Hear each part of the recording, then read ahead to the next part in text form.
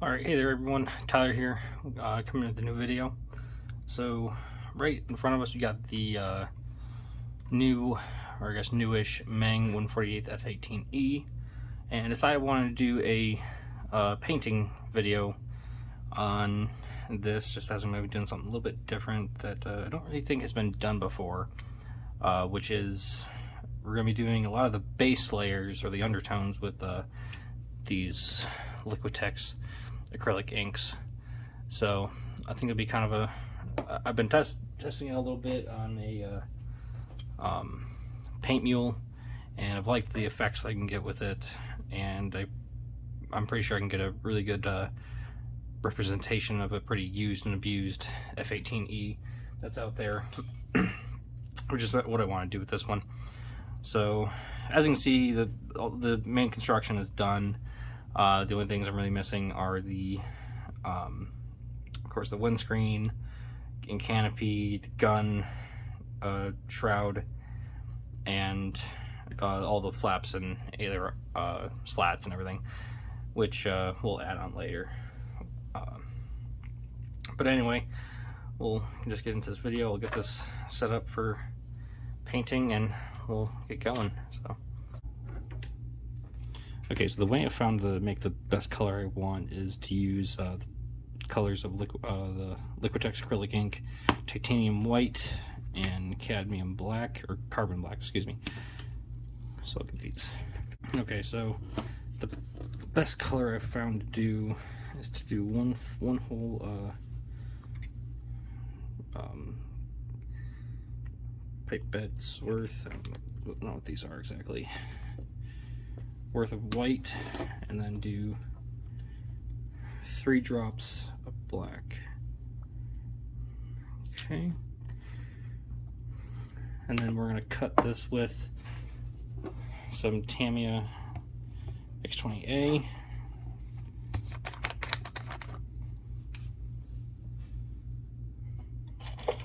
Usually small pipettes like this. I'll do 2 full pipettes worth thinner, and then I'll also thin down accordingly to how I like it. So get this mixed up.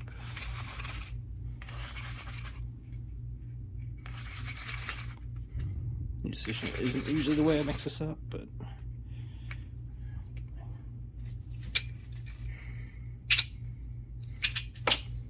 toothpick out.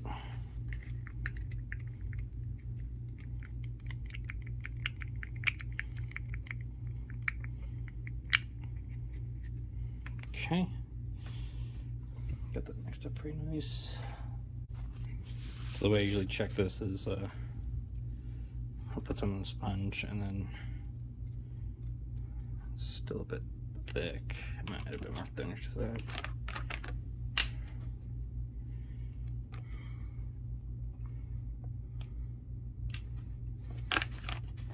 So Will Pattinson did a really nice video on using this stuff, and that's honestly what got me into it, was that.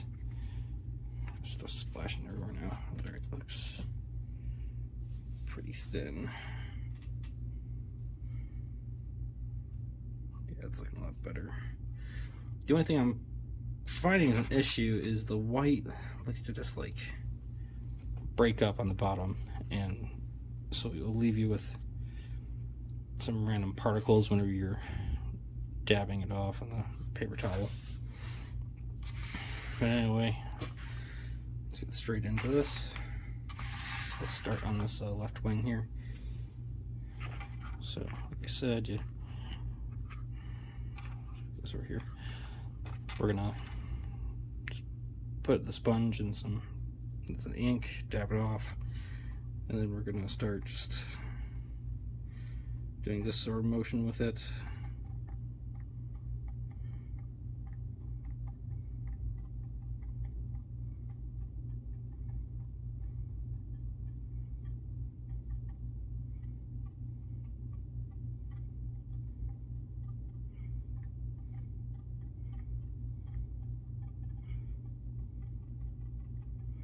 And one thing that Will Pattinson talks about in his videos, that this stuff dries instantly.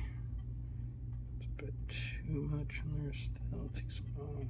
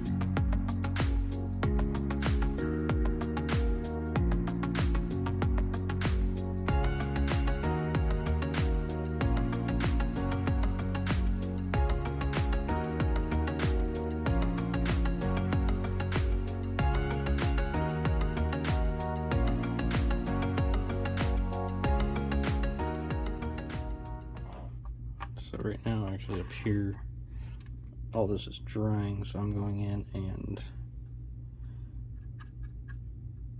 adding some more on top of it, get some smaller chips in there, and just to break it up a little bit more.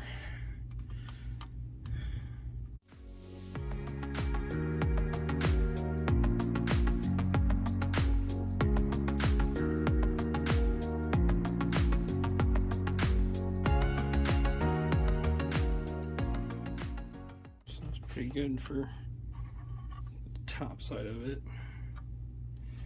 I'm gonna let this dry for a bit and then come back at it later. Alright, so now we've got all of the ink done all over the jets, the bottom side, and went ahead and did all the other control surfaces. We're going to move on to painting the upper surface right now. So we're going to be using this MRP dark ghost gray, Federal Standard 36320, which is the upper surface color for all F-18F or E and F models. And so I'm just going to get this loaded in the airbrush.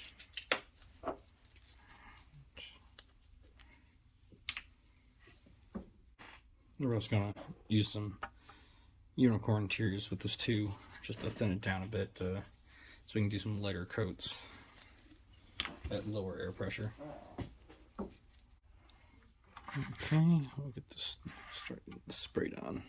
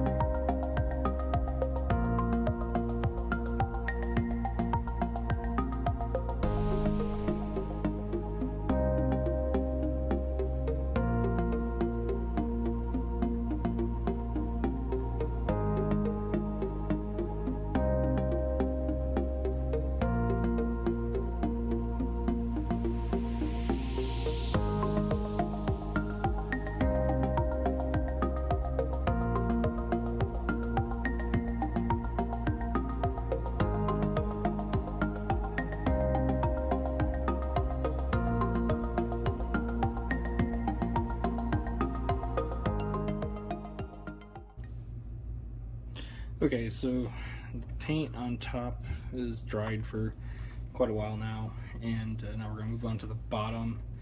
Flip this over, hopefully it won't break off the top antenna. I'm going to be using this MRP light gray, also it's light ghost gray, Federal Standard 36375. So I've got that loaded in the airbrush, going on a with a more to paint ratio when it comes to what we're spraying. So it's probably about a 2-to-1 ratio in favor of paint over thinner, just because I don't want to cover the surface, or I don't want to leave that much of the undercolor as much as we did on top, just because on the bottom we're going to be using more colors on top of the paint rather than color showing through the paint. So we'll start getting onto this, get these wings started.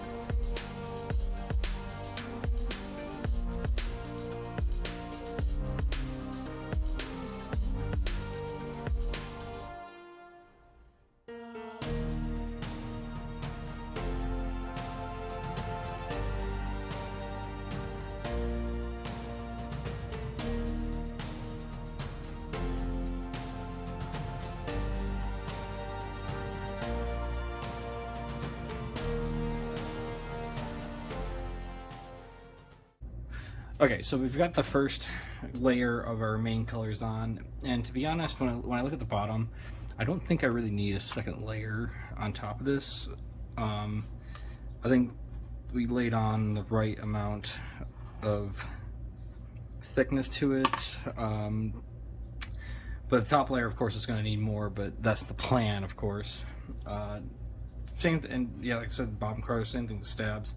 I thought they came out really well, and shouldn't need a second layer.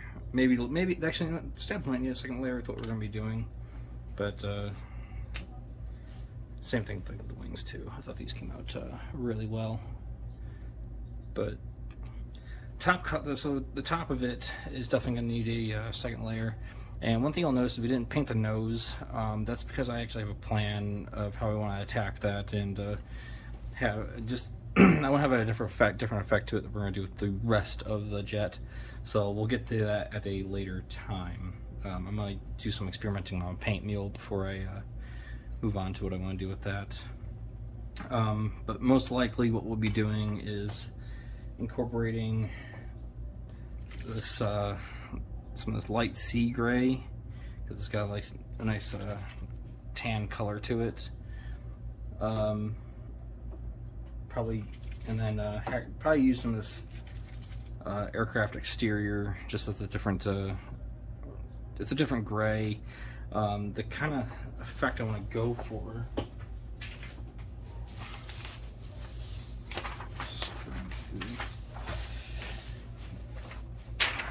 this is the kind of effect I want to do with it, where it has this this discoloration up in the nose, as it's something I commonly see on a lot of jets that are heavily used, just because the material the nose cone is made out of. But anyway, we're gonna get moved on to the next layer of weathering for this.